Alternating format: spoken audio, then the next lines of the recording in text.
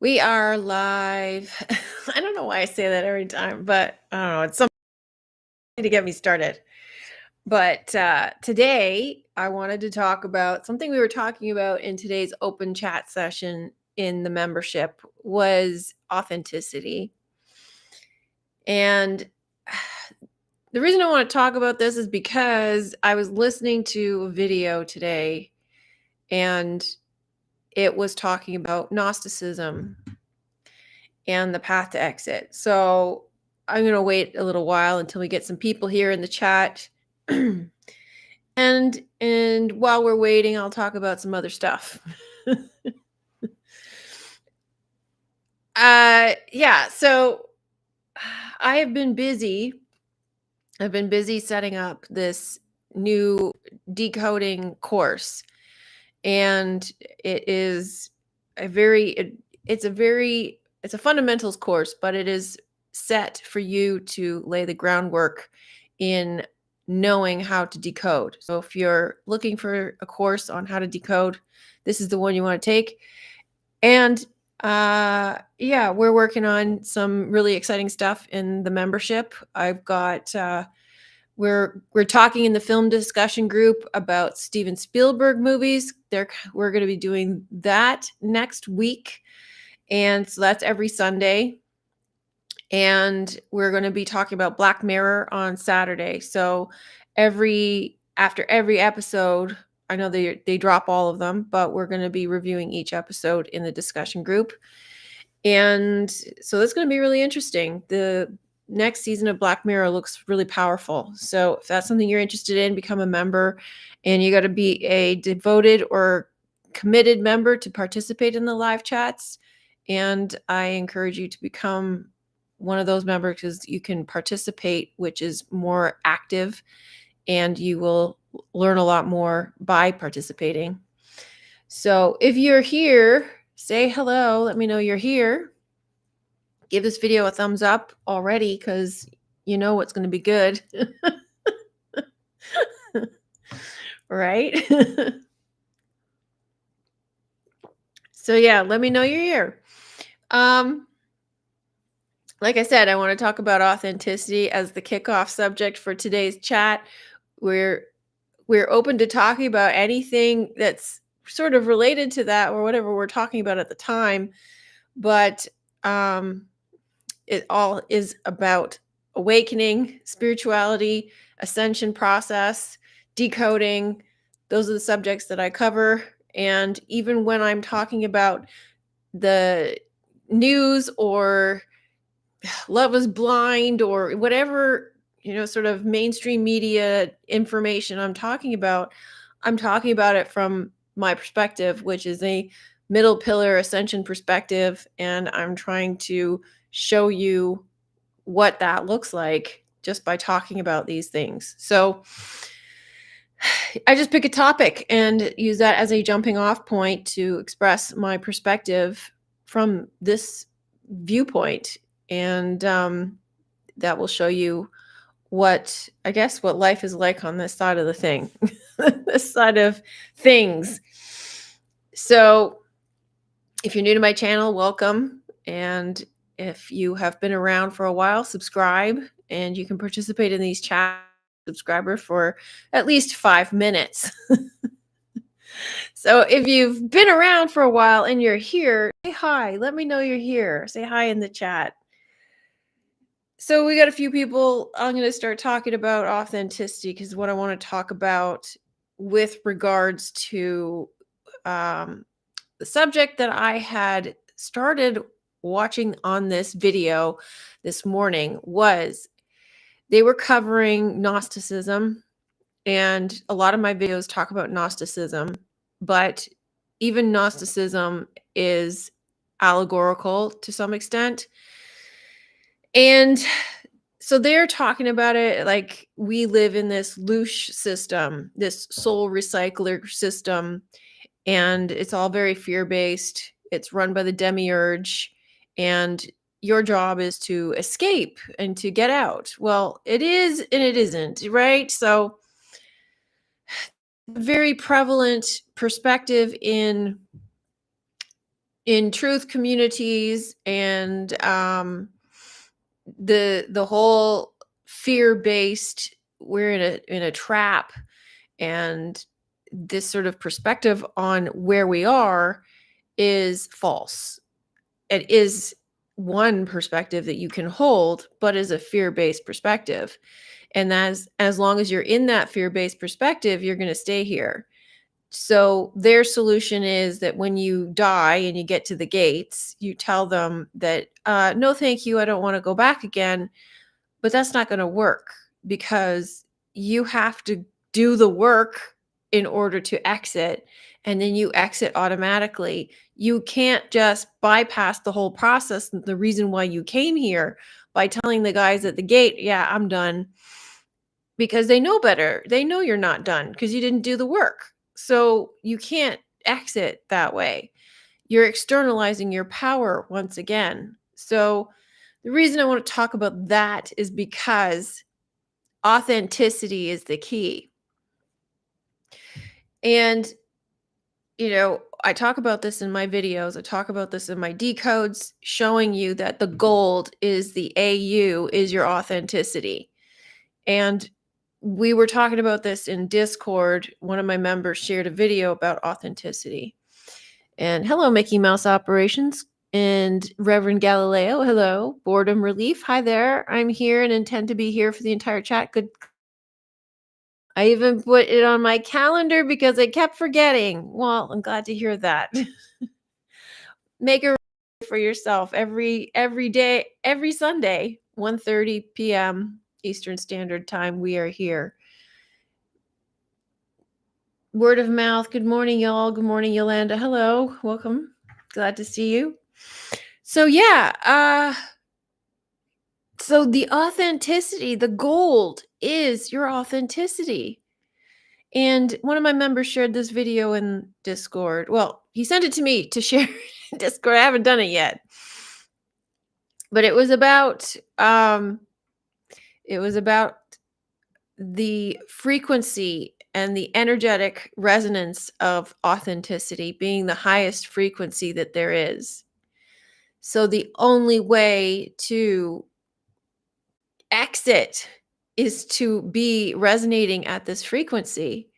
But the whole concept of being stuck in a trap and it being ruled by anything outside of you is also false, because you're not stuck in a trap.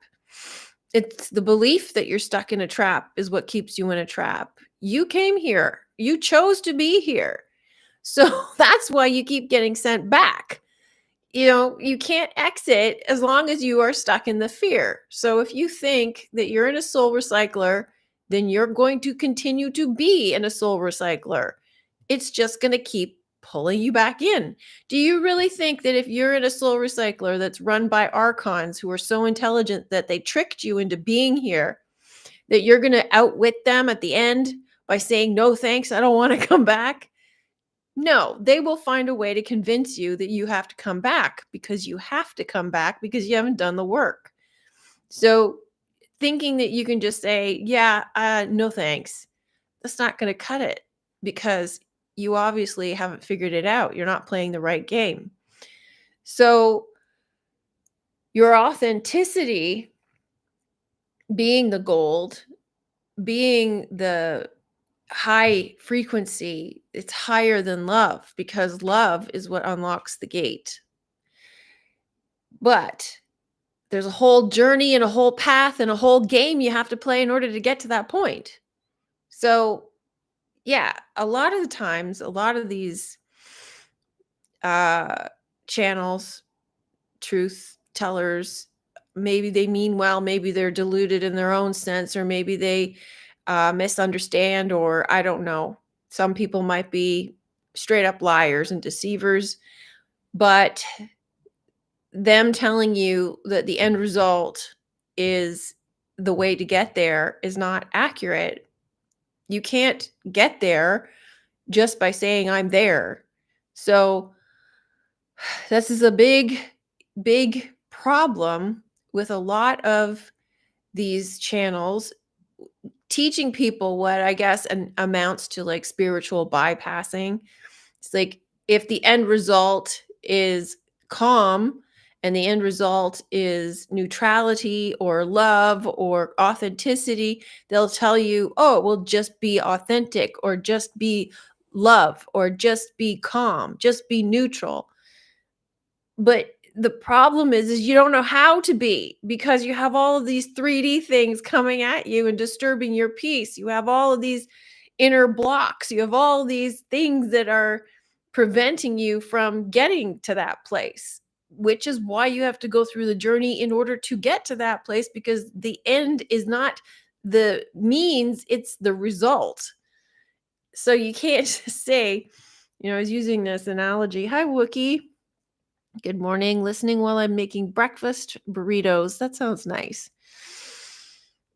Mickey Mouse, I think the first step is realizing you agreed to this in the first place. Yeah, that's definitely one step. You forgot 9 months of sensory deprivation, amniotic fluid chamber. Yeah, there's that too.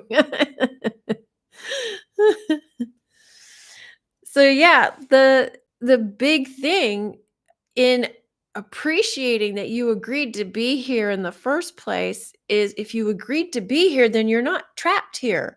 Then nobody captured you and kidnapped you and forced you to be here because you chose to be here. So, in thinking that you're stuck in this soul trap, this soul recycler, you're externalizing your power. You're giving your authority over to somebody else by saying that I have to outwit, outsmart these gatekeepers who lured me here and trapped me here. Right in that concept is the paradox. You can't do that because you are trying to outsmart yourself because you're externalizing your power into these archon gatekeepers who have the authority to keep you here, but you can't because it's you. So you are keeping yourself here by thinking that you're in a soul recycler, by externalizing your power, thinking that that's the way to get out, and then they're not going to let you out. So, plus, by the time you get there, you're not going to know, you're not going to remember to outsmart the gatekeeper. It just doesn't happen. You have to do it here while you're here. It is why you're here. It's the whole purpose of why you're here. You have to awaken and you have to go through the process and you have to win the game while you're here. You also have to know what game you're playing. As they say in Harry, playing checkers or chess, playing Monopoly. Monopoly is the game you want to play, not checkers or chess. Reverend Galileo, one of the keys is to lose your victimhood. Indeed. Yeah, and there's a lot of layers to that victimhood. There's layers to victimhood to circumstances that happen to you, your story, the 3D, all sorts of issues that you are victim to, and victim to someone outside of you. So even in that story of being stuck in this loose soul recycler, you've created an enemy outside of yourself that you are victim to. So if you haven't overcome that victimhood, and in believing that you're a victim to this world, you're a victim to this soul recycler, a victim to the archons, how are you going to escape it? Because you still don't have your power. You still are not in your power. You're admitting that there's something that has power over you because you're here against your own will. But you're not. You're here because you chose to be. So you got to figure out why you chose to be here. And that's for a lot of people a mystery. So yeah, like what does it mean to be authentic? And I've talked about Donald Trump a lot because I think he's authentic.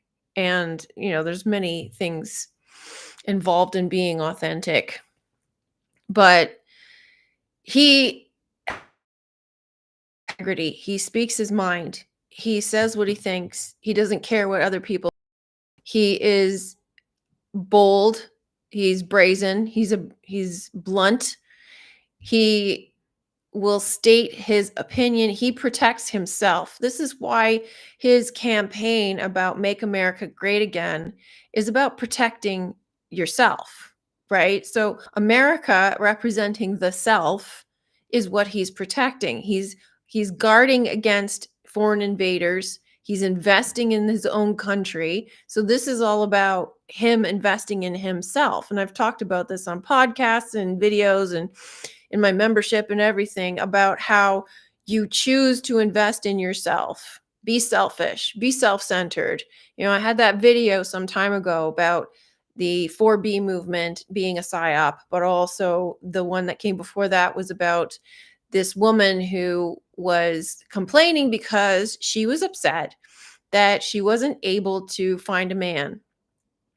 And she's like, I've done all of these things, I've invested in myself, and I still can't find a man, and I'm tired and I'm frustrated. And the backlash that she got was horrific because essentially all of the people who were waging war on her were brainwashed into the patriarchy of this is how you're supposed to live. This is what you're supposed to do. So you're going against those rules and this is your punishment basically. Now, she wasn't investing in herself in a genuine deep way. She was investing in herself in a certain way, in the more 3D external way, which is necessary. It's part of the process. But they're all calling her selfish. But she was investing in herself. She was protecting herself by having a nice job, a career that she cared about, um, owning a home. This is based off of that one video. So apparently other people have said she's other things about her that I don't know. But so if she's investing in herself by setting herself up for success and security, there shouldn't be anything wrong with that. But if you're expecting her to sacrifice her security and self-investment for a man, that's ridiculous, which is what a lot of those people were advocating for. And that's setting yourself up for instability. That's setting yourself up for victimhood. That's setting yourself up for abuse and all sorts of things that you shouldn't be setting yourself up for. So, getting into investing in yourself, taking care of yourself on multiple levels. See, a lot of people think they forget that there's multiple levels. It's not just physical 3D, it's psychological, it's spiritual, it's emotional, it's physical. Like there's all these planes of existence that we have to tend to. What do we got here? Word of truth, authentic narcissistic psychopath. What is that in reference to? If you're calling Trump a narcissistic psychopath, I don't think you quite understand because he is not a narcissistic psychopath. Joyful to be here. Hello, I'm glad you could make it. I saw you popped into our live chat in the membership for a bit and didn't get a chance to say hello properly because we were in the middle of a big rant. But hope you join us there again. Hello, Coco. So yeah, going back to Trump, the reason I say he's authentic is because he speaks his mind and people can't handle it. We're so accustomed to people putting on a facade, people putting on a mask, people being uh, more appeasing to others than taking care of themselves. So we tend to forget our own needs and our own wants in favor of the mass, the group, the other people we're with, or if there's like a big community or a company or job or what have you, we forego our own needs and our own perspective in favor of that. We have to put on a mask where we're playing a role. So today I'm playing the role of parent, or I'm playing the role of teacher, or I'm playing the role of teammate on a soccer team. Whatever it is, that's your role. And in certain circumstances, yes, you have to sort of play that role because if you're a teammate on a soccer team and you're a leader in your job, you're not going to be playing a leader on the soccer team if you're not team captain. You're part of the team, so you have to play along. You've agreed to participate in that game and that role and that team. So that's the role you've agreed to. But in terms of you can be authentic in that role.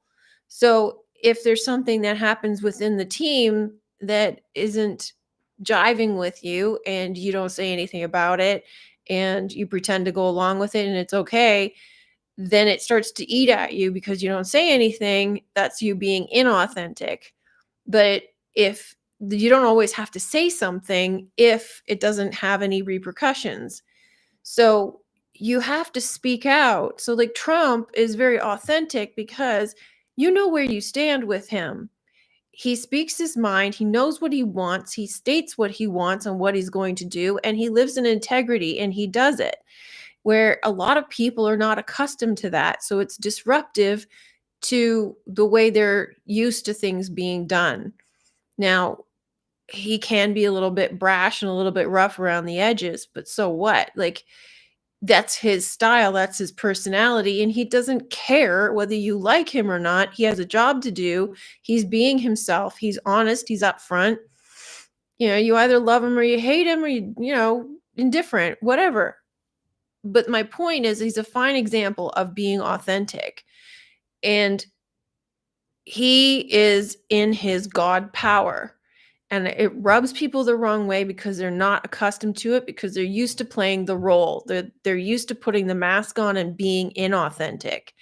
And when you come across someone who is authentic, it's uncomfortable. And it's uncomfortable by design. It's supposed to be uncomfortable because it's difficult to be authentic.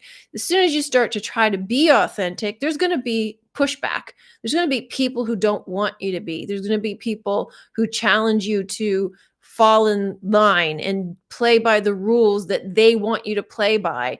So, even just for example, if you have like existing class structures and you're working class and you work at a factory and then you decide I want better for myself and I'm going to become a manager, and you hear that there's a manager role available and you put on a suit and you apply for the job and you go to the boss and you say, "Sir, I'd like to be considered for the job of the manager and here's why."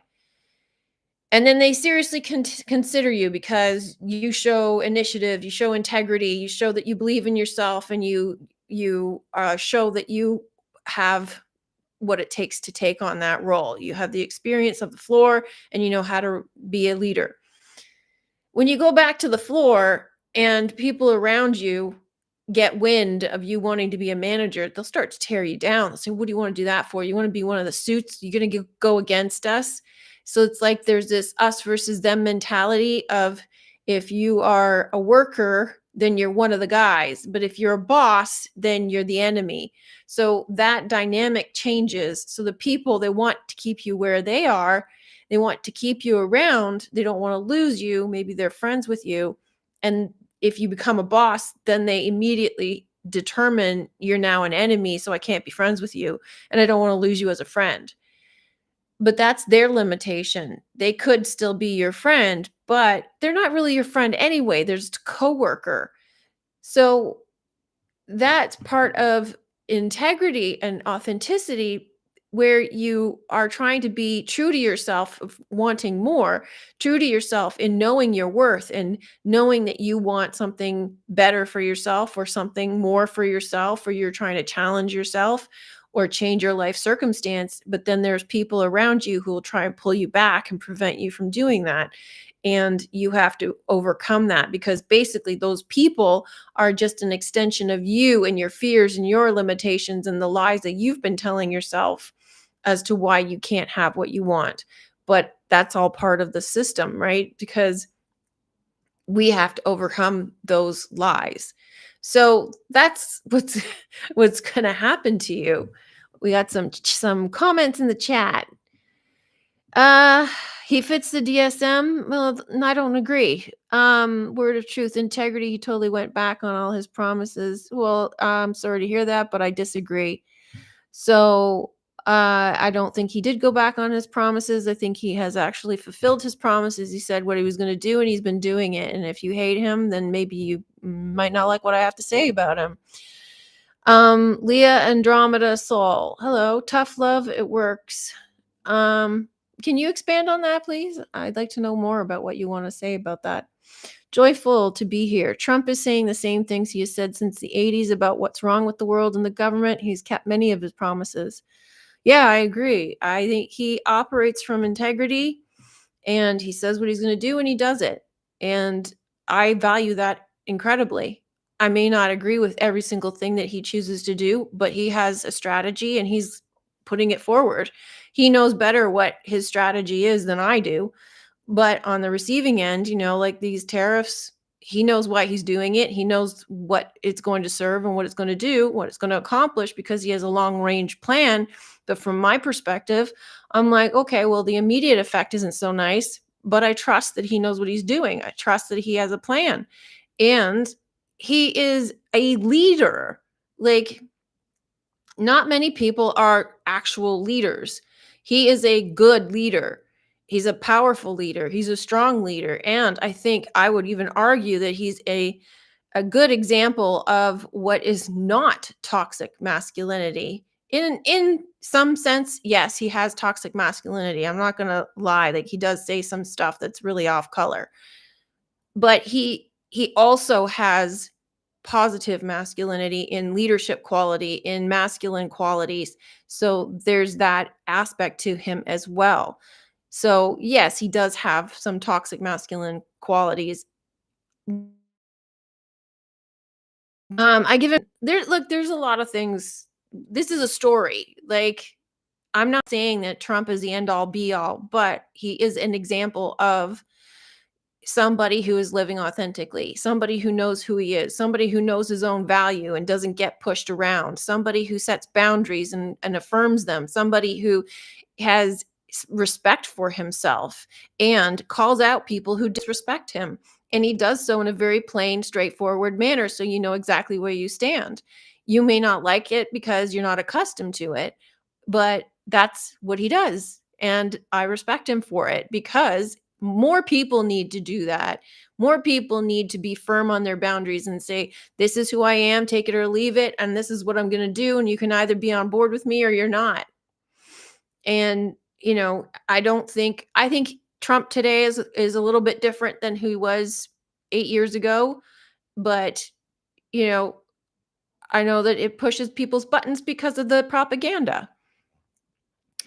And yeah, of course, you can't expect him to turn a country around in 100 days, but he has done a lot. And I also think that there's a lot of other stuff that's going on as part of the story that is throwing, um, let's say, a monkey wrench into the works. Joyful to be here. I also know there's so much going on I can't possibly know about. Yeah, that's what I just said too. The most important thing I get from Trump is that he is showing everyone how to stand in your own power. Yes, thank you. That's exactly what I'm saying. Is he's telling people this is my power. This is what I'm going to do. I am standing in integrity and I will follow through whether you come with me or not, it's your choice. And there's backlash against that in the grand story tarot play of the world of life because it's going to create the opposite with the duality system that we're in. And if you notice the strength that Trump has, he's created an equal amount of opposition. He's so threatening to the system that the opposition is this loud. So when you see that, it should tell you something if you're looking at it from the right perspective. If you're looking at it from a 3D perspective, you probably won't understand what the hell I'm talking about. You'll probably look at Trump and you'll have an opinion. Either you like him as a president or you don't. You think he's, awful and you hate him and you fall for the propaganda, or he's doing a decent job in the presidency and you love him or whatever. But that's a 3D perspective. I'm not talking about anything from a 3D perspective unless I say that I am. um, but yeah, he is standing in his own power. Then that's God power. And being in God power is you're authentic. You are doing what you say you're going to do. You have to be fully in line in integrity, saying, I'm going to do this, and you do it. So part of that is like law of assumption. If you say, I'm going to, you know, let's say I'm going to go on a diet. I'm going to lose 20 pounds. And the next minute you're eating a donut and you're sitting in front of the TV and you're like, well, how are you going to lose 20 pounds and be on this diet if you haven't changed your diet, you're not exercising? And you're just like, oh, well, I'll do it tomorrow. And then that keeps happening and keeps happening. You're not living in integrity because you said you were going to do something and you're not doing it. So he says he's gonna do something and he does it.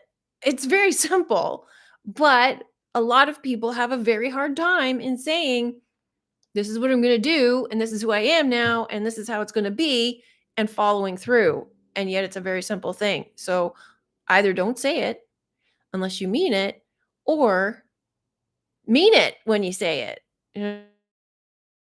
I think last week someone brought that up, and with your word. Say what you mean and mean what you say. And a lot of people are very loose with their word. They say a lot of stuff that means nothing. They say a lot of stuff like they'll talk from bravado or ego just because it sounds good or just because it makes people laugh or, what have you, but they don't actually mean it. And they'll say a lot of things like they got big visions for their life, but they don't actually do anything to follow through. So there's a lot of lacking in integrity in your word. You want to be impeccable with your word, and it's not easy to do. It's not easy to do. But to at the very least, say what you mean and mean what you say. Stand by what you say. And if you change your mind, that's okay. It's okay to change your mind. It's like, no, I meant it at the time, but I've changed my mind since then. I've grown since then. I see things from a new perspective since then, and that's totally fine too. But a lot of people say a lot of garbage. A lot of people say a lot of nonsense, and they don't mean any of it. Simple things like if somebody says, I'm gonna meet you at 4 o'clock. I'll see you there. And they don't show up. That's living out of integrity. That's a very simple promise that you can live up to. If you say, oh, I'll call you tomorrow, and you don't call, that's living out of integrity. If you say, oh, I'll get you tomorrow with paying you back on something that some friend of yours paid for lunch, and you say, I'll get you tomorrow, and you don't, that's living out of integrity. Every single time you do these little small things, where you're living out of integrity, you're telling lies to yourself and you're telling lies to other people. You're telling the universe that you don't mean what you say. So the universe reads this back, reflects it back to you. So you're going to have continual suffering simply because you make promises you don't keep. And then it's the same thing as, oh, I'm going to go on a diet and you don't.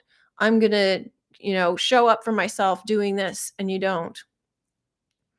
And, it depends on how rigid you want to be with it. But you got to pay attention to what you're saying and how you're saying it and how you're living. And like, what are you saying to yourself? What are you saying to other people? Are you following through? And if you're not, maybe adjust what you're saying so that it's in line with your actions, or change your actions so it's in line with your words. Where are we at here? Lee. Well, when you are a parent who loves his children, you will let them destroy it all? I'm sorry, I don't understand what you're referring to. Who's them? Who are you referring to? Mickey Mouse Operation. His story, he's part of the plan and the righteous right. He put the monkey wrench in the opposing side's fun gear. Let your eyes be single. Yeah, well, he's here to expose the truth. He's here for what he is here to do, and he's doing it. And the reason why he's in his God power. So, and I think the reason that a lot of people have a hard time accepting this is because people expect spiritual people to be perfect, and that's not true. Spiritual people embrace the wholeness of themselves. They embrace their flaws and they embrace their weaknesses, and they acknowledge that they are imperfectly perfect. They don't try to be perfect. That's being on the left side where you're trying to um, you're trying to fit some sort of role or expectation, which is not authenticity. When you're trying to be perfect, you're not being yourself. So I think a lot of times people have a hard time accepting any negative qualities because that's still being dualistic. It's still looking at things through this dualistic perspective of pointing fingers to say, this is what spirituality looks like. And if you don't fit in this box that I defined based off my limited experience of viewing all of these spiritual leaders on the world stage and them telling me that you have to be like a monk and you have to be nice to everybody and you have to be perfect and have no negative thoughts, that's your definition of what it means to be spiritual. That's not the true definition of what it means to be spiritual. And you're imposing it on people and expecting them to be perfect by your definition. And you're discounting the fact that people are complex and that the positive negative polarities, you're trying to cut out the negative polarity and saying that that's bad. You're the one who's calling it bad. You have to and accept the wholeness of things, not just the wholeness of you, but the wholeness of this story, this place that we live in, because you can't cut out the bad. So you have to embrace it and understand its role, understand that it serves a purpose. And the people who are pointing at things and saying that that's bad, you're the one that makes it bad. It's not bad, it's neutral. So yeah, like a lot of things, like just because you don't like certain things about Trump doesn't mean that those things that you don't like are bad things. They're just things that you have an issue with. So same with like, the left. There's a lot of things that are bad about the left. There are a lot of things that we point a finger at and say, "Oh, I don't like that." But there's things that are causing imbalances and it serves a purpose. It serves its purpose. It is part of the story and we don't like it. It's icky, but it serves a purpose. It's happening to balance out what's happening with Trump. It's happening because it's part of the story. So, yeah, I don't have to like it. You don't have to like it. Nobody says you have to like it.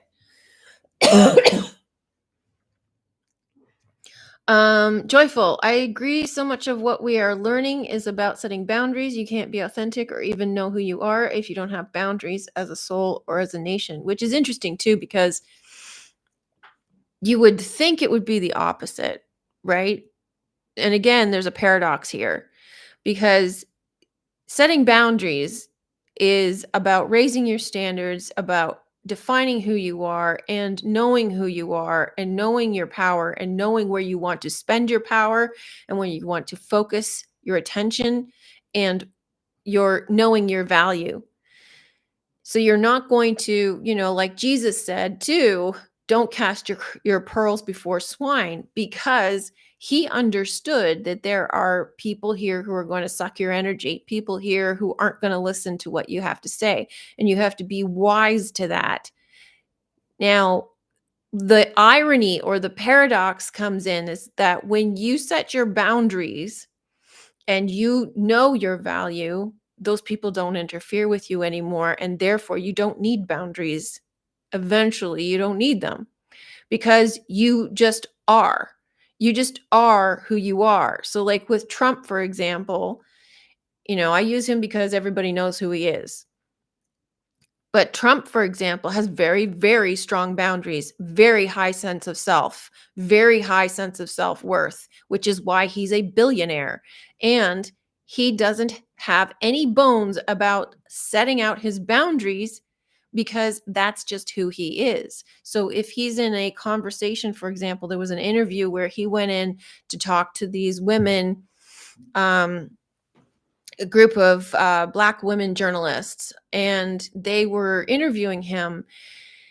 And he shows up and he was already miffed because they had him waiting for half an hour. And they also said that his counterpart from the other party was going to be there. So he immediately called them out. He immediately said, "You misled me. You kept me waiting for half an hour. You weren't organized, and now here you are attacking me with your very first question. I don't like how you're treating me. I don't like this. This is disrespectful. You also misled me because you said that my counterpart was going to be here and they're not here. So what is going on? And that is immediately setting a boundary. It's immediately telling the other person, you can't disrespect me. And I don't like where this is going and I don't like what's going on. And if you continue in this fashion, I'm going to leave or I'm not going to answer your questions. So why are you setting up things on a very hostile note?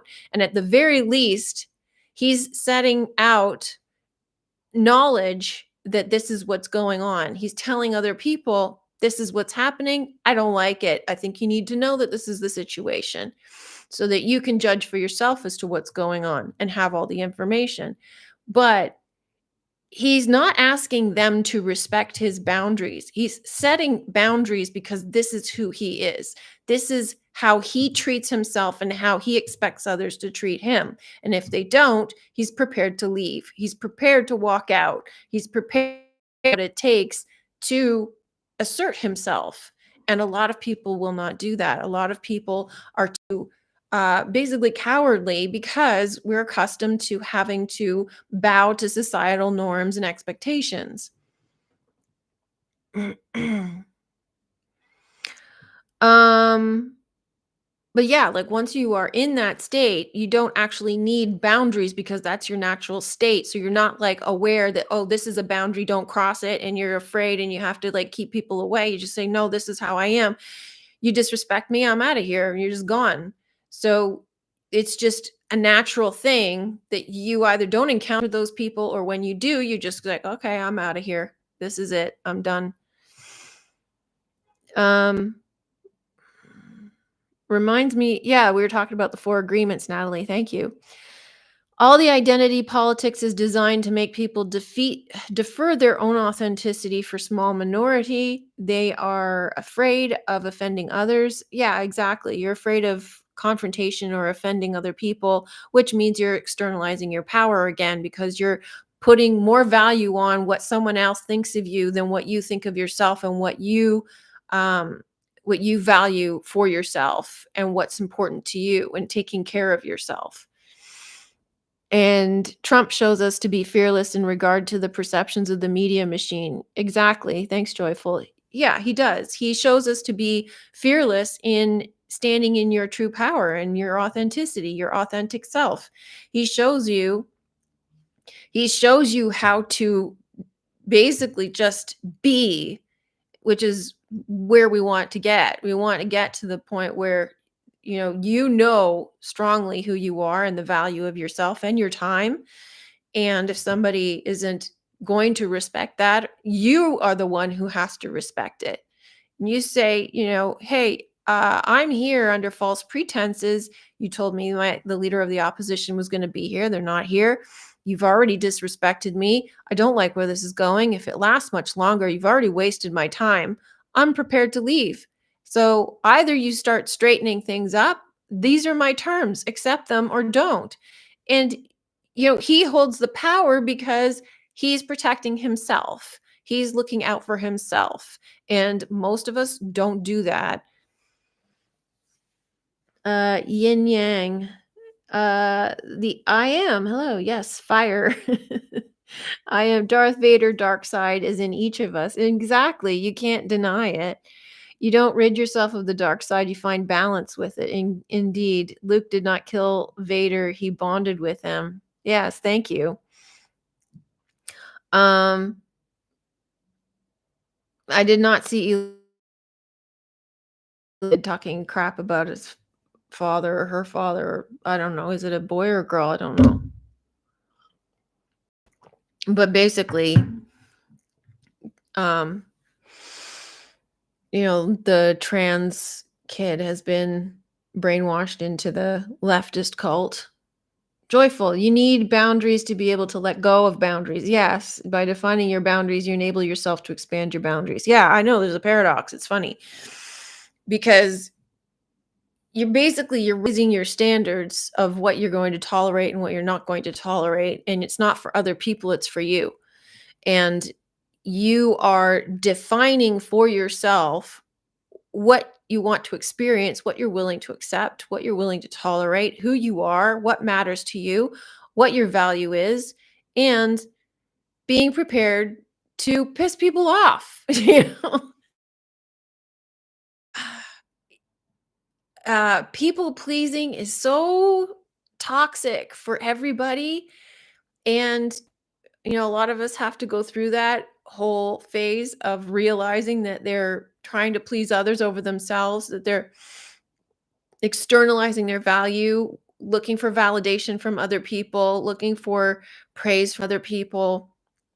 And once you start to turn within and give that value to yourself, you realize you don't need it externally. And not only do you not need it, you raise your standards and you raise your expectations and your own value to the point where it's like, I don't even want it. I don't want it. Why would I want it when the praise and the love and the approval and recognition and value that I can give myself is worth 100 times more, a million times more, because who knows me better than me?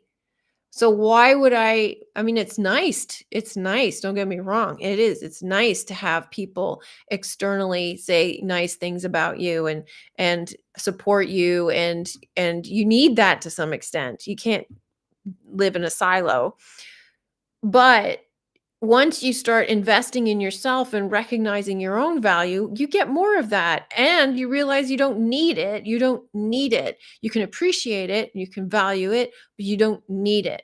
Whereas in the 3D mindset, you're going to be like, contingent upon it, or you're going to rely on it. There's this sort of need for validation and love and acceptance, like trying to fit into a social group, or trying to fit into a crowd, or trying to be accepted or loved or appreciated or validated or valued. And we're constantly trying to get it from outside of ourselves, but you can't until you put it in yourself. So once you do that, you realize, huh, oh, I don't actually need it. I have enough for myself. But it is nice. It is nice to have it from external sources. So, yeah. If you haven't yet, give this video a thumbs up. I'd really appreciate it. People pleasing leads tricks us into creating our own false matrix. Oh, for sure. I mean, it goes back to ego, doesn't it? It's like people pleasing um is a really vicious cycle, but it's all part of the false system, the illusion, the externalizing your power, the ego, because basically you are looking outside of yourself for love. And when you are um when you're doing things for other people, you're not being authentic, or you might think you are, but you end up questioning or doubting yourself. And then if that love is taken away, then you lose your sense of self, you lose your value. You're just like, well, you can get antagonistic, you get angry or hurt by it, or you can start to blame yourself and say, well, obviously I'm a really bad person, or I don't deserve it, or there's certain words that you tell yourself where you beat yourself up because you're trying to explain, well, why did that person leave, why did that person treat me mean, why did this happen? And the sort of default, especially in the 3D, is, well, that person's just nasty, or that person's awful, or um, I'm awful. I did a horrible thing. Maybe I should apologize, or, this sort of thing, instead of internally looking at why that dynamic happened in the first place and resolving that issue within yourself. Which is, we're not trained to do that. We're not even aware that we're supposed to do that. It's usually like, this 3D thing happened. Why did it happen? Well, that person was mean to me. Therefore, that's what happened. And that's like in decoding terms, that's like the superficial popcorn story. And then you want to break down the story levels to figure out what really happened and why it happened, and what it means and how it's reflecting back to you so that you can resolve it within yourself, either so that you can handle it better next time or that it doesn't happen again anyway. Rod. Hello, Rod. I'm a bit confused regarding the Trump stuff. Are you operating under the presumption that what we see on the screen is real? I see them mostly as actors. I don't really understand your question. What we see on the screen is real, like real what way? And if you see them as actors, you're an actor too. Like, um, it is a story. It's metaphysical. It's not physical. So I don't see it as a literal, I don't look at what's happening out there as a 3D physical thing. I look at it as a grand tarot play that's playing out, and it must happen because we're in this story. It's a metaphysical story. And um, then we're not really speaking the same language. So if you're coming at it from a 3D perspective, that's not what I talk about. I don't talk about things from a 3D perspective. The story itself, you can see it from a 3D perspective, but in interpreting it and what it actually represents, that's what I'm talking about from a metaphysical perspective, from an esoteric perspective, in that Trump knows, he knows the God he is. He knows the role he has to play here. So it's not about um the whole, I don't even know how to explain it. It's not about this Trump Elon left story. It's much higher than that. It's much more complex than that. It's much more elevated than that. Spiritual, if you want to call it that. So, yeah, but I know, like, they're not actors. They're not like, I know, like, a lot of people in the 3D mindset, 3D perspective will think about, uh, they'll explain the things as actor-based reality, which is a red herring. It's not an actor-based reality. They are not, they're not beings pretending to be something and playing out a script, literally, like handed a piece of paper and said, "Here, you do this." That's not what they're doing. It might, in certain circumstances, yeah, if they're doing a speech, then they need to have talking points, but they're not literally actors acting out a play. They are spiritually or metaphysically actors acting out a play, just like you are. We all are actors acting out a play. We're pretending to be this 3D body. And the reason that it appears like certain people out there are actors from like this actor-based reality thing, the whole point of that conspiracy theory is to point you in the right direction, to say you too are an actor pretending to play this character on the world stage. And that's what the point of it all is to wake you up to that truth. So, you got like, what's his name from Ukraine, he's literally an actor to point you to that fact, to say that guy is an actor playing the part of the president of the Ukraine, Zelensky, and it's to point to the fact that we're all actors. It's not to point to the fact that these people are literally actors playing a role, wearing masks and such, and playing different parts, because that's not happening. That is where the thing goes off the rails. That's where they distract you into 3D land to take you off track. So, I don't know if that explains things. Coco, it's like a feedback loop. What you think becomes what you say, and you feel becomes back positive or negative.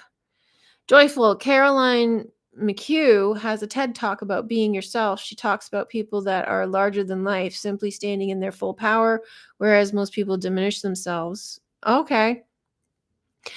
But yeah, like the reason we diminish ourselves is because we believe we're small. We believe what we're told. We externalize our power. We have forgotten ourselves. There's all sorts of reasons. We have insecurities. We have fears. We have, all of these like negative self talk in our head that we need to overcome. And so, yeah, a lot of people who don't have that will be what you call larger than life, and Trump is one of them. Trump is larger than life. Trump is a very, very powerful person. And, there's no accident that he's president and he's this popular. It's because he's very powerful. And he's powerful because he's in his God power. So, like a lot of people um don't want to accept that because they want to hate him, because they don't want to believe, even people who are in conspiracy territory, people who are in sort of truther circles. They either believe Trump is a savior character and he's a white hat, and if you want to believe that, that's totally acceptable plot line to accept. And then there's people who are like, no, he's just a puppet like everybody else. And that's totally acceptable plot line as well, if you want to, side with any of those. I'm telling you, it goes higher than that. It's higher than that. He knows who he is. He knows why he's here. He has a job to fulfill. He has a role to play, and he's doing it. And he's a disruptor. He is here to awaken the masses. He's here to shed a light on all the corruption, and he is here to make massive change. And he has to play this part. That's why he's here. Like, so, it doesn't really matter whether you like him or hate him. He's playing a role and he knows he has to do it. And that's the role he's playing. But if you really want to see what role he is playing, it is him in his authentic God power. And this is what he's showing you, what you must be. So, accepting the whole of who you are, being authentic, even if it pisses people off. And the fact that he can stand there in the face of all of this opposition and continue to move forward with everything he said he was going to do shows tremendous strength, tremendous power. So, I'm sure there's a lot of people who are listening to this who don't understand why I'm talking like this about Trump. Don't understand, you might think that I'm a Trump supporter and a big fanatic of Trump. I'm a Trump supporter and fanatic of Trump to the point where I know who he is. I know the role he's here to play. I respect that. I admire that. It's not about, 3D human Trump, because I don't see him as 3D human Trump. 3D human Trump is the body that he's encompassing to project this story. So to me, like they're not separate, and they're not they're one and the same, but most people don't see beyond the 3D human Trump. They don't understand that it's bigger than that. And I hope I explained that properly. Um what's interesting about tarot cards is you actually see them on the covers of DVDs. Yeah, for sure. Kind of off topic, but okay. Joyful, all the world is stage, and all the men and women merely players. They have their exits and their entrances, and one man in his time plays many parts. Yeah, but you play many parts because you're playing your part, which is constant. But your in relation to other people and what you are to someone else might change in terms of what you are there to do for them. Rod, okay, that makes sense. Most people watch politics and believe it's all real. I know where you're coming from. Okay, cool. Coco, my favorite movie about life being a tarot play is The Adventures of Baron Munchausen. Okay, I haven't seen that. Joyful, actors playing actors playing actors. Yeah. It's true. It's true. Yeah, Zelensky being an actor is just so apt for the government. Natalie, for sure. Like, we've had several actors play presidents, right? We've got Ronald Reagan, Arnold Schwarzenegger. Um, like it's a common thing. And even Trudeau. Trudeau was what, a drama teacher. So like there is a degree, like it's all performance. I mean, you need to be something of an actor in order to be on the world stage like that, in order to make speeches, in order to be compelling to a crowd and an audience, or you need to be a decent speaker to some extent. But then there are other people who, you look at maybe was it King George? Was it King George? Was Queen Elizabeth's father, who could barely speak, and he was thrust into his position even though he was groomed for it because he was royalty, he was born into it. But he had speech impediment, he had stutter, he had issues speaking in public, but he had to overcome it in order to do that. So there's this aspect to being a public figure that I you are born into it and you're a natural, or you take acting lessons or drama classes or what have you, you become an actor, or you get thrown into it and you have to learn trial by fire. Joyful people are inspired by his example and do not see him as a savior, but as an example. I see people taking their own leadership roles now because they see it's possible even with the worst opposition. Even if they fail, they can inspire even more people. Well, that's great. I'm glad to hear that, because on the left, there's a lot like to do with like the leftist feminist movement. The rhetoric there so anti-Trump, it's so strong that they are closed to everything that he has to say. But their fear is that people are going to be more open to hating on women and being very right wing, white male supremacist type attitude, which, first of all, I have not seen, but that doesn't mean it doesn't exist. But there's always going to be that attitude. And that never, that didn't materialize because of Trump. And if they're latching on to Trump as an excuse to be that kind of person, it's down to that person, not Trump, that they're behaving that way. They will use whatever they can as an excuse to be the way they want to be. Now, a lot of the stuff, so for example, one of the things I don't really support is the old-fashioned structure of the family. I do think that the family is important, and I do think that there's something about it that needs to be saved. I think the way they're going about it, however, with like the old patriarchal system is not beneficial. You have to repair relationships from within. You have to teach people how to have healthy relationships, and they're not doing that. Mostly because this is, Trump is a man and Elon is a man, and they're all men trying to fix relationships, and they don't know how to fix relationships just by the nature of being men. They just don't. And because they're not focused on the other person and having empathy for the other person, they're mostly focused on how it benefits themselves, and this comes from patriarchy. And so if you are going to have a healthy relationship and foster healthy families, you have to start at the root, which is understanding how to relate to one another better and have healthy relationships. And you have to heal yourself in order to do that. So there's zero focus on any of that. But the left is really upset and fearful that it's going to foster this idea of people having this antagonistic attitude. They can go out and do horrible things, with free speech, free speech being dangerous, that they can say whatever they want and they can say awful things to to people because they don't like them, they're intolerant, because the left is all about controlling the speech. And it's like, we're preaching tolerance, but they have absolutely no tolerance for the right. So they're hypocritical.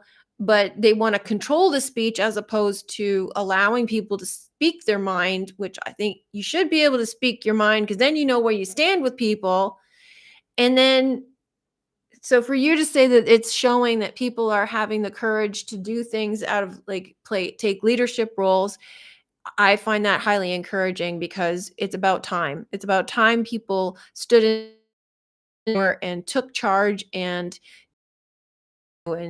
taking charge, which is a positive empowerment that they're taking from inspiration from Trump, which is great. Um, the whole world, well, the thing is too, like define fail because failure is not taking action at all. Failure is not even bothering to start. Taking action is not a failure in any sense of the word.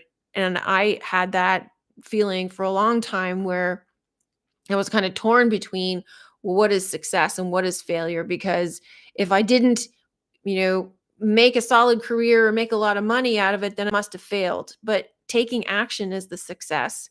Moving in the direction of you know, where your heart leads you and what you feel drawn to doing and what's authentic and true to you, that's a success. It's not about money. It's not about, making yourself famous or anything.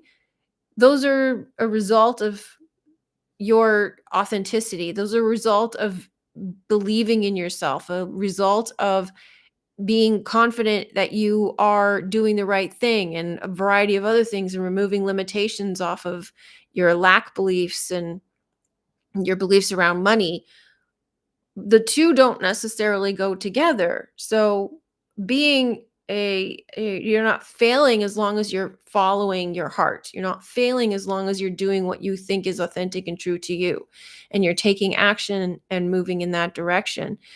But you need to redefine what success is and what failure is so that you can sort of temper that so that you're not externalizing it into always making it about money or always making it about um, external validation.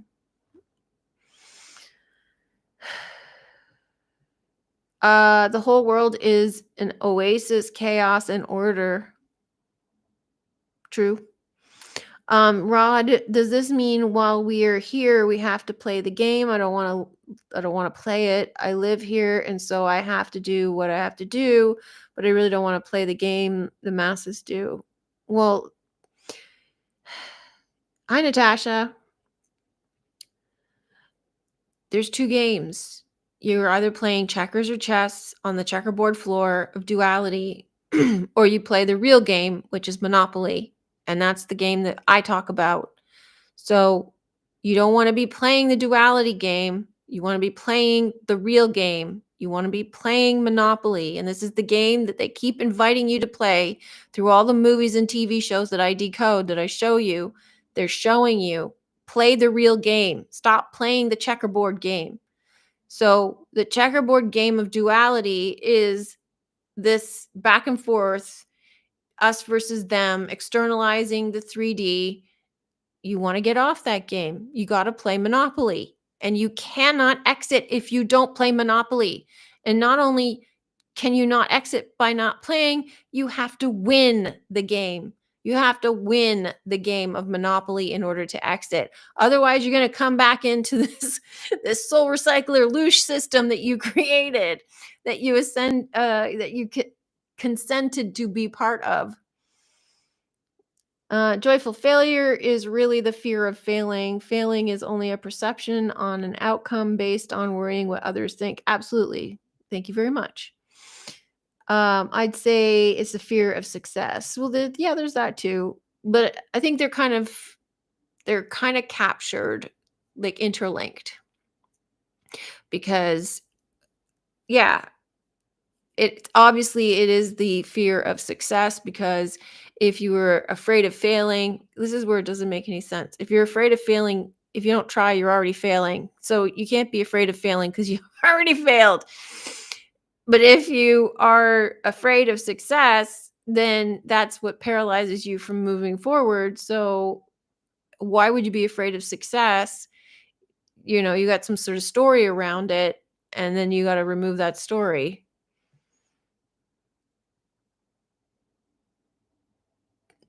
Coco, failure isn't real because there's nothing to win. Well, nothing material. Yeah, nothing material, but there is the Monopoly game. That's what you need to win. Joyful to be here. Yes, fear of success is also a big one, but that fear is rooted in the expectation of others. People are afraid of being held accountable in the future, but that's not authentic. Yeah, for sure. Yeah, I mean, I think if you're going to go after your dreams, don't go telling everybody that you're doing something about it. Um, Obviously, if you're starting something like a bakery, then that's kind of hard to hide. Basically, you're going to have to tell somebody at some point that you're starting a bakery, and but be selective about what you tell people because you got to protect your dream. And it's none of their business. They're not the ones running the business. Unless they can help you in some positive way, they're basically just going to drag you down. So protect your dream, protect your heart, and nurture it first. And then when you're ready to, take action in the 3D, where, all right, this is what I'm going to do, and I'm going to do it, and I'm going to make a success of it, and let's just go. You just go, you go do it. But, be careful who you tell, what you tell, because they can drag you down. They can make things, you know, difficult, if not awful.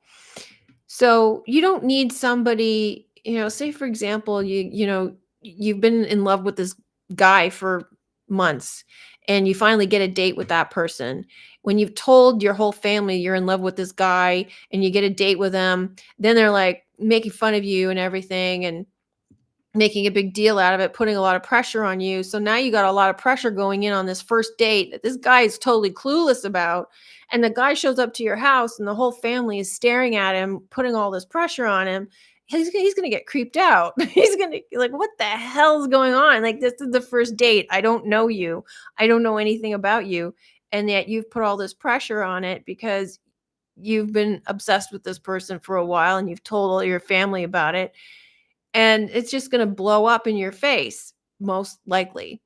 But when you're like keeping it to yourself, you're just like, oh, I like that guy, I think he's nice, it would be nice to go on a date with him. And then he shows up at your house and you're just like nonchalant about it. You go out with him, you see if you like him in person as opposed to in your imagination. Then you have an opportunity to approach it in a kind of level-headed way, and you don't have all the pressure of your family sticking their nose in your business. and and you're not sticking your nose in your own business, you're not getting ahead of yourself. It's like, well, we'll just see how this goes. We'll see how this unfolds. And then you're coming at an even keel, right? Even if you have liked this person for months, but you're like, oh, I like you. I like you even more now that we get to talk to each other. This is good. And then when it gets to a point where you're like, I really like this guy, I think I'm going to tell my family. Then you can tell them. And at that point, it doesn't matter what they say because they can't interfere anymore. They can't get into your head. Make sure he treats you like this. Make sure he does this. Does he have a good job? Like this nonsense of their fears and their limitations trying to impose on you, and then you get all that in your head and it interferes with your business and your relationship. And you can't even see straight because now you got all their thoughts in your head. You want to get to know the person on your own level and your own expectations and your own clarity of mind. Then you can go to them and say, I really like this person. I'd like you to meet him. And then they can come in with their crap and you can say, no, actually, he's a very nice man. I really like where this is going. We have a really good dynamic. You don't know him yet, so don't make judgments. And you have solid foundation to combat these judgmental comments. And they have no choice but to believe you because you have a solid relationship with this person. Same sort of thing. You get my point.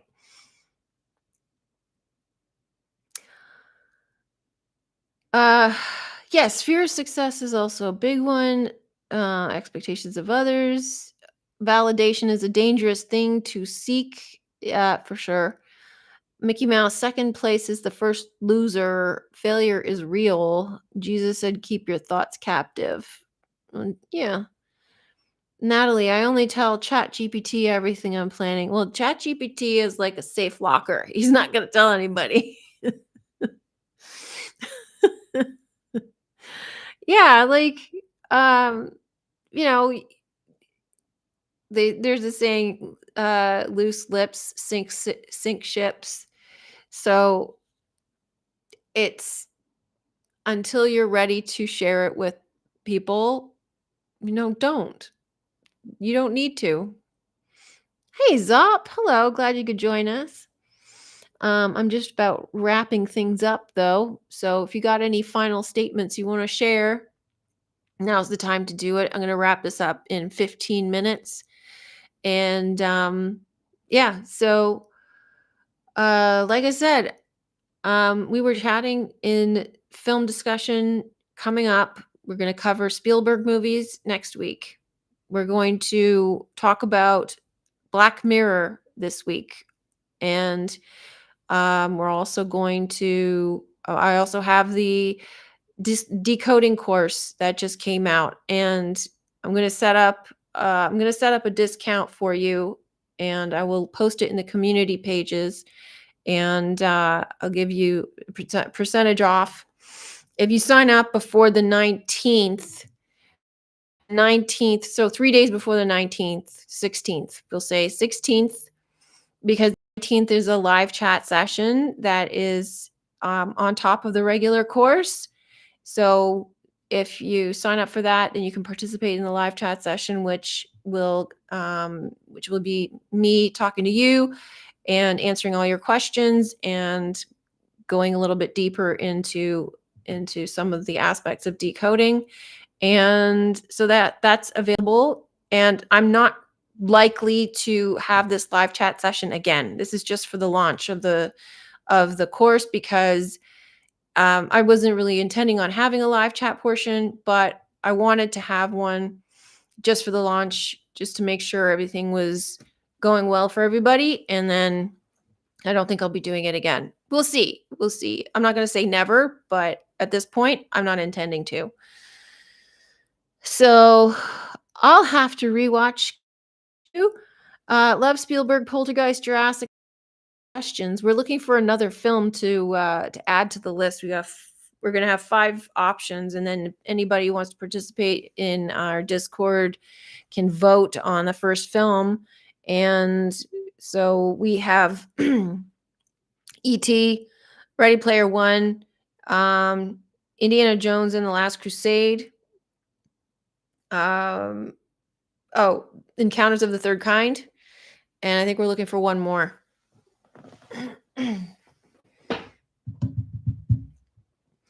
Natalie, do you believe mermaids are real? I do. I don't really have much thought about mermaids. Why do you believe mermaids are real? What do you believe about them? I believe mermaids are an allegory, like the movie Abyss.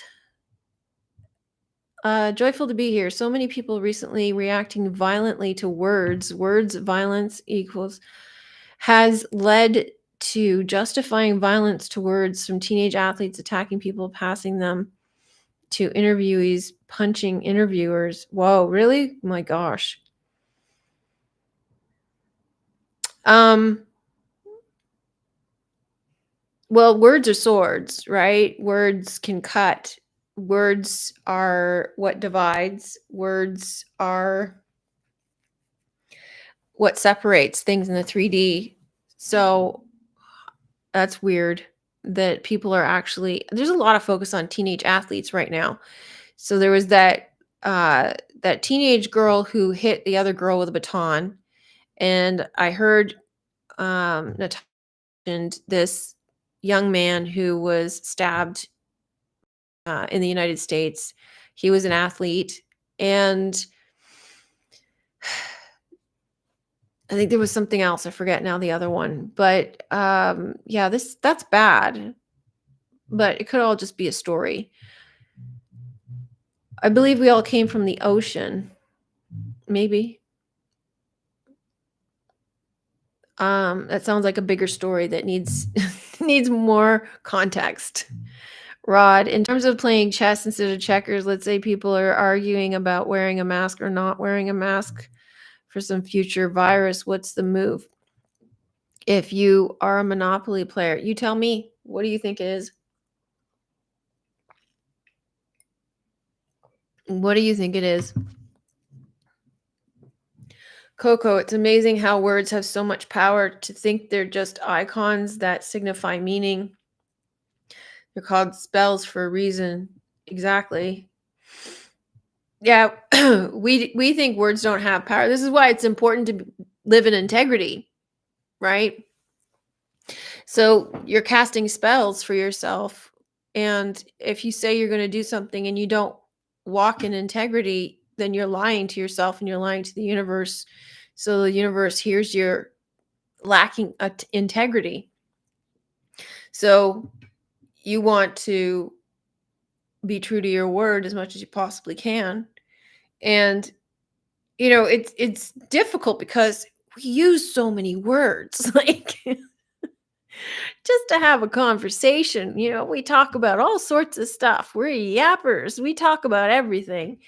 And the original Genesis story, they said that the gods wiped out humanity because they talked too much. And it is possible. I'm kidding in a sort of way, but we use a lot of words, and we don't even understand or appreciate the value of words. So it's like this goes back to what we were saying earlier about integrity and about God power and about how you have to be mindful of what you say and walk in the words you speak. If you say you're going to do something, you should do it. So, yeah, I mean, basically, it's like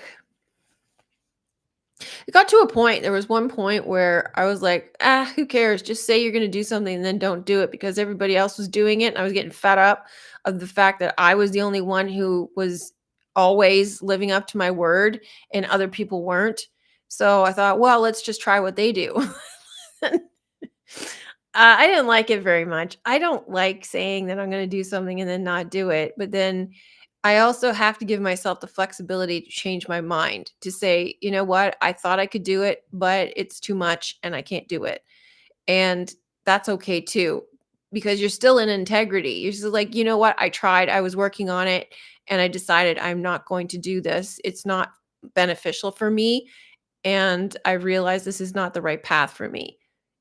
That's okay. It's okay to change your mind, It's like if you make plans with a friend and you say, "Let's go dancing on Thursday night," and you're all gung ho, but then Thursday comes along and you say, "Oh my gosh, I really don't want to go. I just don't feel it. I don't feel good. I kind of feel a little bit anxious or sick." As long as you call your friend and you give them ample notice and you say, "Listen, I'm not feeling it. I can't go out tonight," then you're still in integrity. If you ghost your friend or stand them up, that's not that's not nice. Your friend deserves to get a phone call and deserves to know why you're not going and deserves to have some ample notice. Like the minute you decide you're not going to go, you should call them. But a lot of people don't call. A lot of people don't bother to explain. They don't feel that they can cancel, so they'll go and then there'll be a wet mop and ruin everybody's time. So, you got to stay true to yourself basically. And a lot of people will not. They won't do that. And right now with dating, this is rampant. People ghosting and standing each other up with dating is apparently an epidemic, and that has to stop. The very least you could do is text somebody and say, "Yeah, I don't think we should go out." Even if it's just two people hooking up on Tinder saying, "Let's meet up for a coffee," you should text that person to say, "I'm not coming." They don't, if you don't wanna give them an explanation, that's your choice, but they at least deserve to know so that they don't go there, get all dressed up, go there, and then have to spend money waiting for you when you have no intention of showing up. It's really disrespectful. So, you know, there's a lot of people lacking in integrity right now. So, yeah, that's not good. Sounds like maritime law versus law of the land storyline. What you referring to? The mermaids? Coco, Natalie, I used to believe that humans were created via genes by Atlanteans, hence Genesis, genes, get it, and that many animals were created as well, kangaroos, dolphins. Um, okay. Mickey Mouse Operation, they are the demon that had offspring with the fallen angels sentenced to roam the deep. Who are?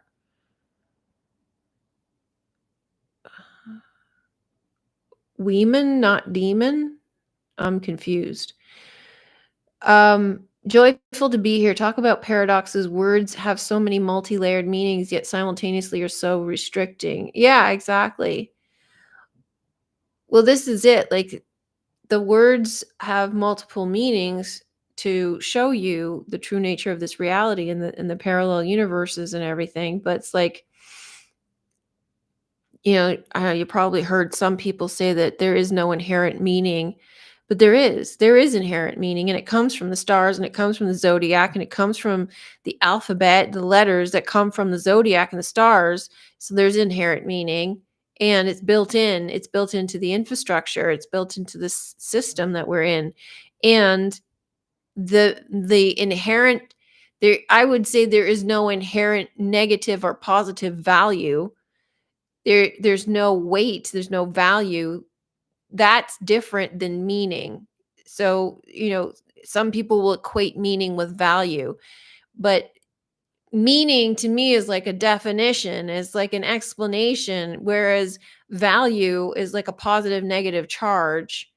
It's like if, something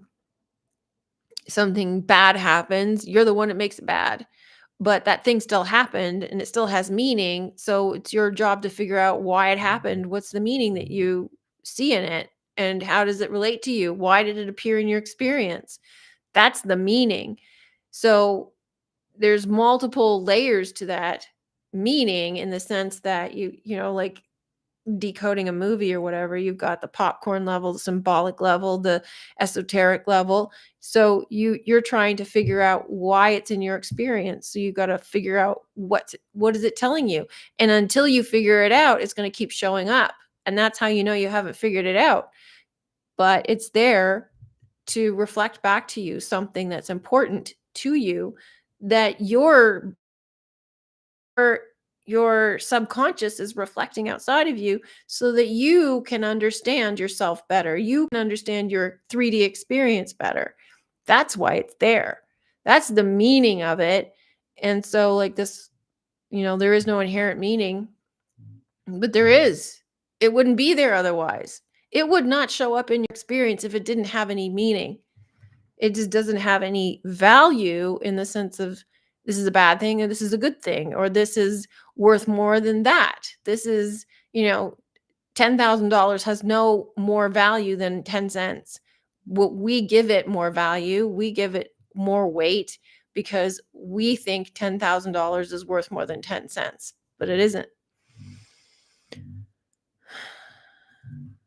Talk about paradoxes. Okay. Mermaids. Right. Okay. If it were me, I'd watch from afar and play the part of the observer. I'd watch how the players in the game react to stimuli. Okay. So we're talking about your question earlier about the masks and what the Monopoly um, answer would be. Um, okay. So yeah, like the solution would be to do what's right for you. So if that's what you would do, then that's the right answer. But um, if you're participating in this sort of thing, it depends too on what you think is the right thing for you to do. If you're If you're playing the part of disruptor, maybe your right thing to do would be to, go around disrupting things and, telling everybody that they shouldn't be wearing one or they shouldn't be doing that, or, you know, it depends too on what phase you're at in your experience. So, yeah, you had the answer is to do what is authentic to you. Period, whatever that looks like in the external, whatever that looks like in the material. When you speak, you cast spells. Yep. But, you're the one that's in control of the spell. So you can interpret that as a negative or as a positive. And people in conspiracy land, when they start hearing that when you speak, you cast spells, they think of witchcraft and they think that it's evil. Well, I'm sorry to tell you, but you are a witch. You are casting spells and you can't get away from it because your thoughts are casting spells. So there's no getting away from it. It's not negative. You just have to be aware of what spells you're casting and cast a better spell, tell a better story. So pay attention to the thoughts, pay attention to what you say. This is why it's important to walk in integrity. If you don't walk in integrity, then you're going to say all sorts of silly stuff and creates all sorts of chaos in your life.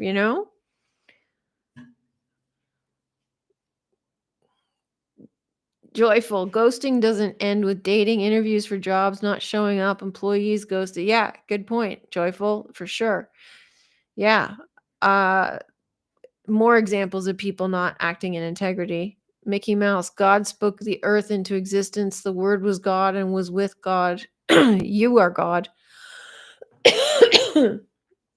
You speak your story into existence. But yeah, there's a theory that this world is Adam still sleeping in the garden. Well, yeah, it is. Is time currently speeding up as we finish this story? Um, uh, Here's my perspective on that. I'd like to hear yours because I haven't really thought too much about it, but my perspective on that is time is basically relative or subjective. And what appears to be it's like 2 minutes of time for one person can feel like 2 hours to another, depending on your circumstances, depending on what's happening, depending on the state you're in. So time is kind of relative or subjective. And time can be slowed down or sped up based on what you're focused on, based on the state that you're in, all this sort of thing. So if it feels like time has sped up for you, that's a subjective experience. There's still 24 hours in a day. And if you're experiencing things being sped up, that's your subjective experience. So I feel like the days are somewhat shorter, mostly because I feel like I spend, I do a lot of stuff. Whereas when I was a kid, the days seemed longer because I was more focused on play and, just milking the day. And I was more in the now moment. And so I'm trying to get back to that. I'm trying to get back to appreciating the now moment more. And whenever I am in the now moment and doing very little or doing nothing, that's when time slows down. So when we're more focused on things like stuff we have to get done or tomorrow or the anxiety we feel about not finishing something or things we need to complete for the next day or the future, that's when time speeds up. Joyful, the multi-layered meaning of words of movies allows us to learn every time we see it. We have a new perspective which allows us to see new things for sure. Absolutely. Which is what decoding shows you. Even though there are no real new stories, there are many, many lessons in each one. Yes, well said. It's the thing, like Every time I decode a story, I learn something new. Even though the story is the same story and it's one story, there's always something new to learn about it. And that's why there's so many movies, TV shows, like there's so many of them because there's so much richness to this story. So if I ever got to a place where everything that I decoded was spitting out the same stuff and I wasn't learning anything new, I'd be bored of it. I wouldn't do it anymore. But every single time, so it's fascinating to me. It's magical, it's formative. It's decoding is just so wonderful. It really helps see the world in such a magical way, helps see yourself and other people in a magical way, and literally transforms you while you're going through the process. So, yeah, if you haven't done it, I recommend you do it. It's our currency, $10, 10. Okay, we should be mindful of what we give our inner chi. Well, yeah, but it's like, um, it's not like that super precious. It's just you what you give your energy and attention to grows. So if you don't want something in your life, then don't give it attention. If you want something in your life, give it attention. It's not like, again, going back to the energy loosh system or the soul recycler, this sort of idea that you have to be afraid of the 3D and be afraid of what the system is, and hyper vigilant about where you put your energy and attention, because a lot of people will get scared of everything and feel that they shouldn't be giving their energy and attention to anything, and especially start labeling everything as satanic and say, well, we shouldn't give your attention to music or movies or anything like that because it's satanic. But you're missing the point. It's only you that's making it satanic because that's what you're paying attention to, right? So if you view the world as full of this fearful, evil stuff, then you're going to be vigilantly looking for all of the evil stuff. And that's what you're giving your energy and attention to, trying to cut it out, trying to avoid it. But by doing that, you're giving your energy and attention and your power to it.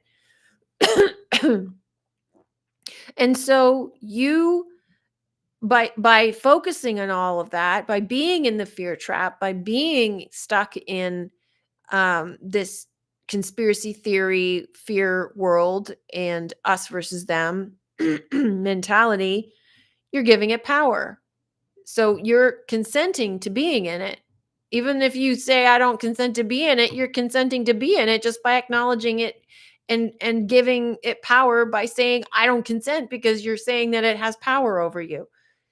There's this like paradox in that too.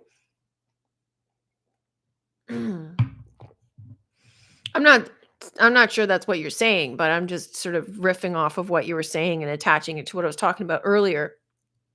So, I don't know if that's what you meant by that, but you choose where you put your energy and attention to. If you want something to show up more, give it more attention. If you want something to go away, resolve it, dissolve it, and let it leave. The phone makes life go faster. No one's ever bored anymore. Yeah, that's true too. We waste a lot of time on the phone. If you put your phone away, you'll find more time. uh, Thank you. Joyful. I definitely feel like time is not what we thought it was. It seems more and more evident. I agree. Being in the moment does slow time down. Yeah, time is not what we thought it was for sure. But time is necessary. It's an illusion, but it's necessary for being here. It's part of the it's part of the construct. We can't have the construct without it. So it's not an enemy. I mean, The objective is to get out of time, but it's not an enemy to again, nothing is an enemy. It's only an enemy if you make it an enemy. So, if you think time is your enemy, it will become one. So, you have to befriend it and make friends with it, uh become accept it and acknowledge it for what it's.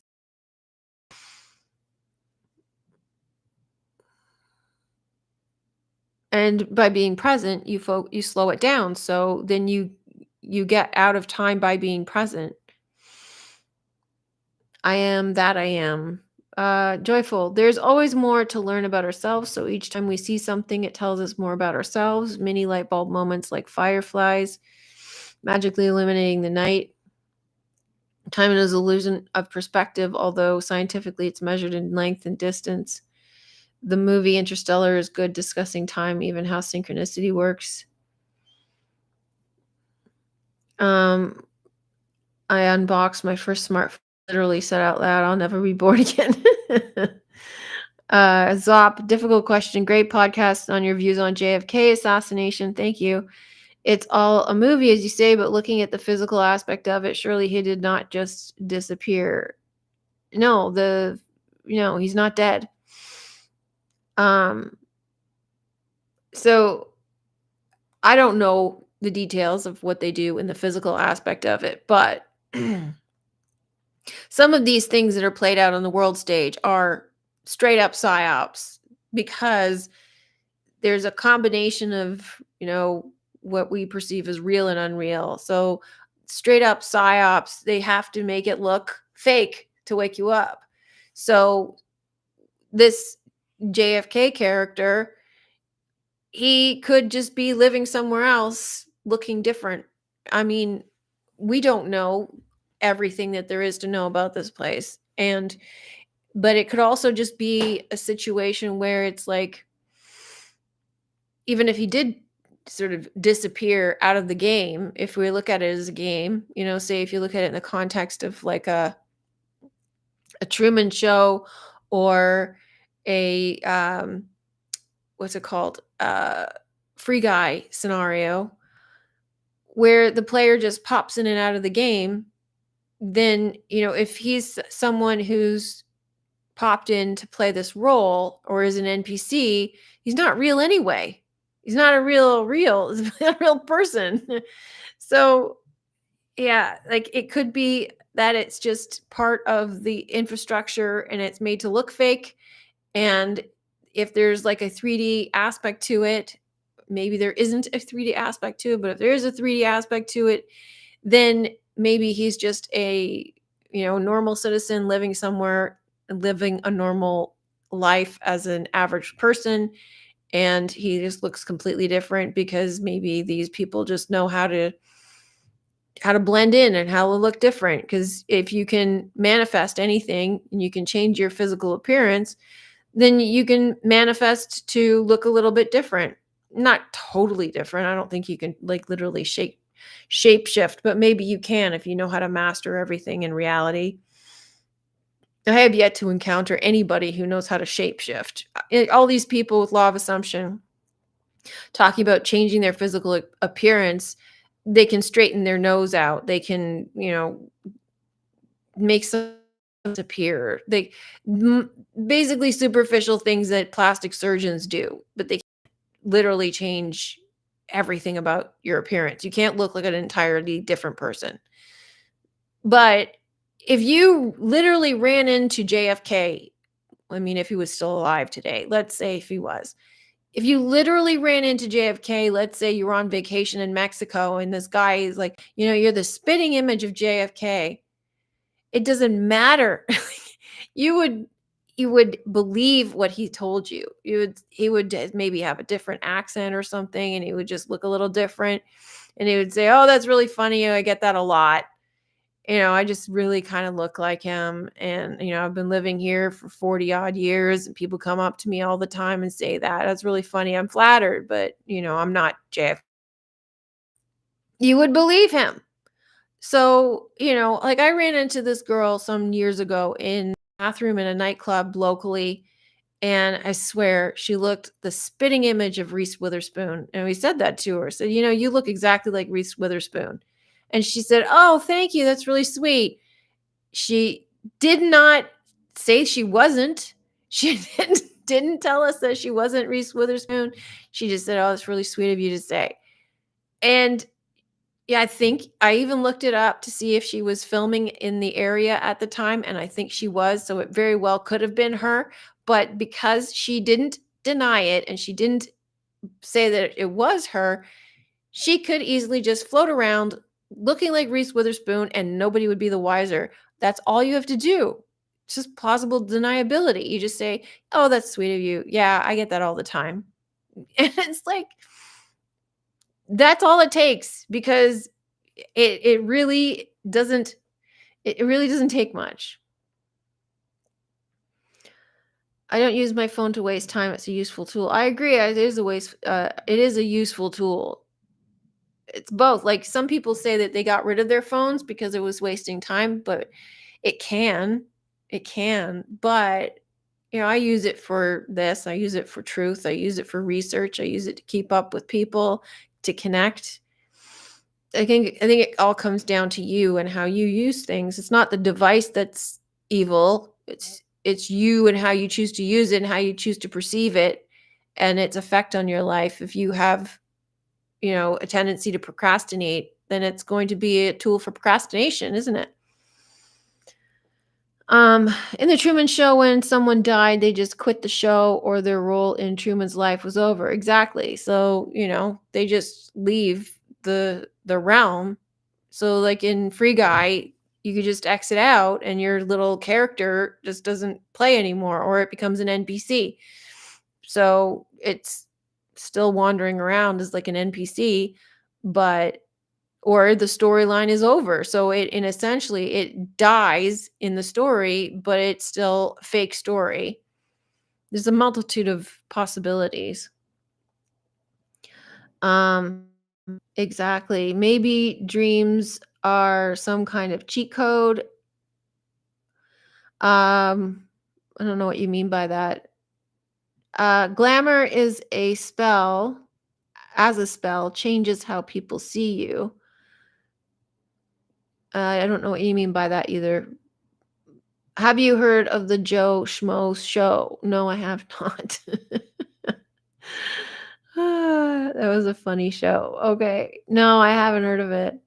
But but yeah, I got to wrap this up. I'm losing my voice and this has been really great. Great comments today. Excellent participation. Give this video a thumbs up. Appreciate you being here. Thank you so much. The show's premise is that a target person or people are led to believe that they are contestants on a reality TV show. In reality, all the other participants in the purported show, including the host, are actors, and their actions and the outcome of the purported show are all scripted in an attempt to elicit comedic reactions from the target. That sounds like a good show to watch. They use the same plausible deniability to pass off different people as celebrities and politicians. The general population laughs it off when you say that's not really so and so. Are you talking about like the many faces of Biden or whatever? Um, but I think if that happens and when that happens, like they do that on purpose to confuse people and to mess with people. And, again, like there's that actor-based reality stuff that I don't buy into. I don't agree with it. It's a red herring. And there are people who will try to convince you that this character is this person, and it's not possible, and they don't even look alike. And a lot of I, unless you're at detecting who looks like who, they just map they map similar features, and they will conclude that it's the same person or that you're related, and they're not good at it. And that's most people. Most people are not good at it. So you got to be very careful about believing this sort of stuff.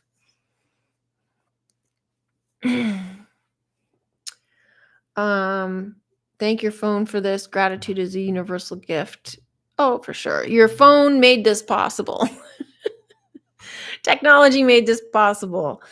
So did we. We made this possible. Thank you very much for coming here. I appreciate it. And I will see you next week. All right. Bye for now.